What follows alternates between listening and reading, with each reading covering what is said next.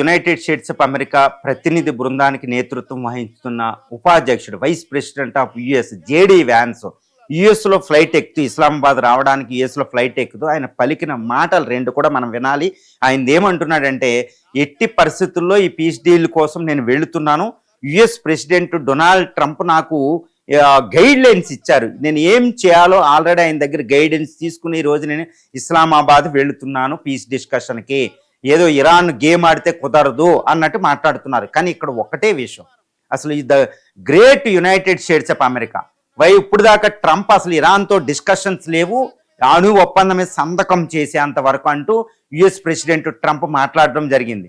ఇప్పుడు మనకేంటంటే JD Vance నేతృత్వంలో ప్రతినిధి బృందం రావడం, జేడీ వ్యాన్సే ఇస్లామాబాద్ వస్తున్నారు, ఇస్లామాబాద్ వచ్చి ఇరాన్తో పీస్ డీల్కి వెళ్తున్నారు అంటేనే యుఎస్ వీక్ పాయింట్ ఇక్కడ ఎక్స్పోజ్ అయిపోయింది.